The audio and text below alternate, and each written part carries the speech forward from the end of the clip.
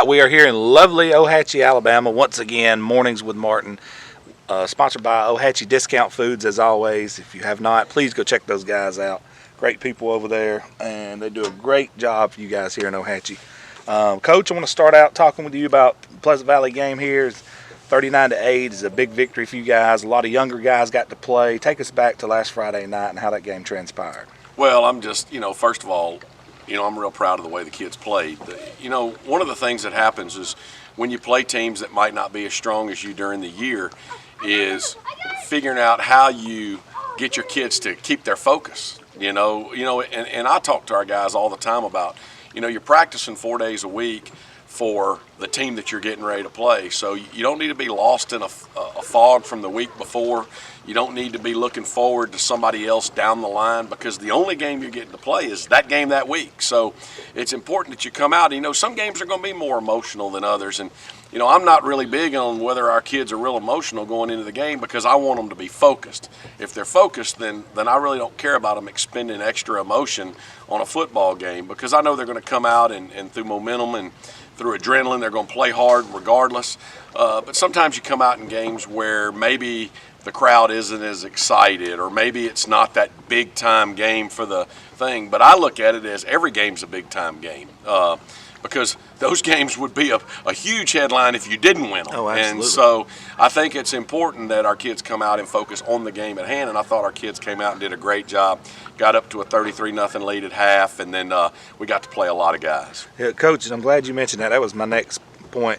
With this season, we've had a lot of cancellations on JV games and things. Talk about the importance of getting those guys actual game reps with, on the varsity level. Well, I was asked, even after the game, did I think that it was, how beneficial is it to play the back end of our schedule, which isn't as strong as the front end of our schedule was? And I said, I think it's very important. With all the things going on, we've had so many B-team cancellation games that those guys lose meaningful reps, because those Monday nights are huge for me anyway. I think that they're program builders. That's where those guys get experience playing the game. So when those games get canceled, the motivation of, hey, that guy comes to practice every day, but he's not playing on Friday night because he's not quite to that level, and then your Monday night game gets canceled, it can be demoralizing for those guys. So I'm excited to play the back end of our schedule, where I get to play a lot of those young guys, because they need the game experience, they need the meaningful snaps on Friday night. Absolutely. And I looked at the game stats, you guys against Pleasant Valley, and you outgained them 304 to 112. The one thing that stuck out to me, you guys held them to 94 yards rushing to your 277, and that's with playing a lot of younger guys. Right. Talk about the importance of maintaining that, mentality of kind of dominating that line of scrimmage on both sides, tuning it up, getting ready to head into the playoff run. Well, the things we're looking at we're looking at the technique of our guys, we're looking at the physicality of our guys, and if we see guys not getting it done, I can promise you this past Friday night, we were looking to pull a guy here or there that we didn't think was giving us the effort we were looking for. And you really can't tell that till you start really looking at it on the video. But, it's just that feel on Friday night of, hey, this guy's getting there, but he isn't bringing it, when he gets there. So I think that it is important that every week we go out and we preach about being the most physical football team on the football field. And we realize that, there's quite a few other guys that are doing the same thing, and that makes for some great epic battles down the line. But when you do play us, it is a physical football game. In this region, you got Rocky, the Russian, Mr. T. You're right. Every week is toe-to-toe. It's week after week after week, and you've got to be prepared for it, and it almost does kind of semi-prepare you for the playoffs, because when you go to the playoffs, each round is a season in itself, and when you get there, those guys are all good, or they wouldn't be there. Even a fourth-place team, for the most part, has got a winning record, and they've got a good football team. And, and so it's not unusual. It happens more times than not, a 4 beating a 1. It could happen, and so, every game is a one-game season. So, I think our region kind of helps prepare us for that. We were fortunate enough this week to go out and talk with Miss Diaz and the cheerleaders, and they gave you guys a huge shout out.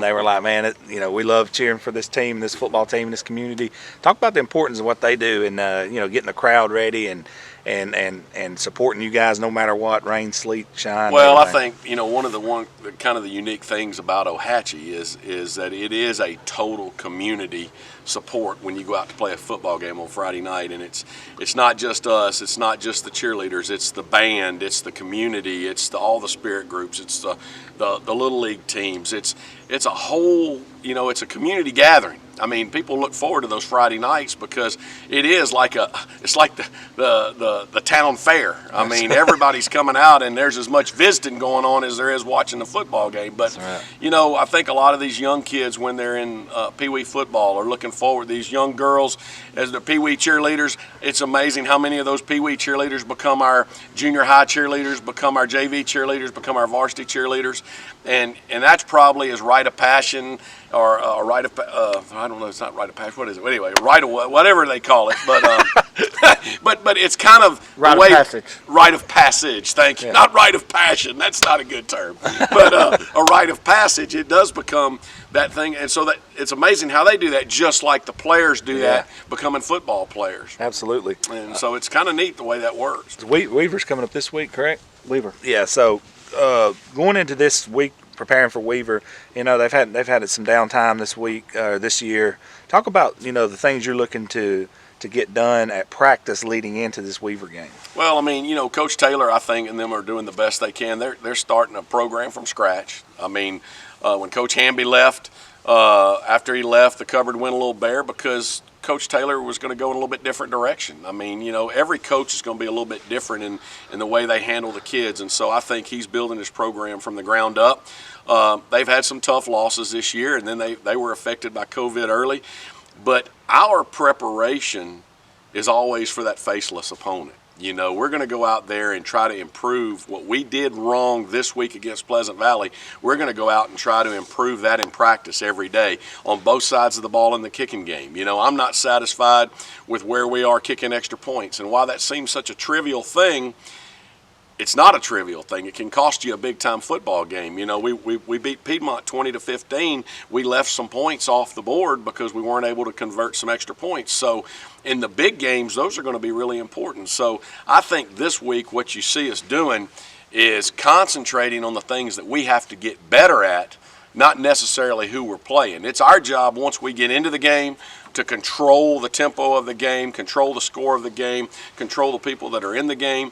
But we go into every game as if it's, the most important game that we're going to play for the year, because it's the most important game of the week for sure for us. But we've got to go into it with the mentality of, hey, this is it. This is like the most important game we have, and we're using it to get better.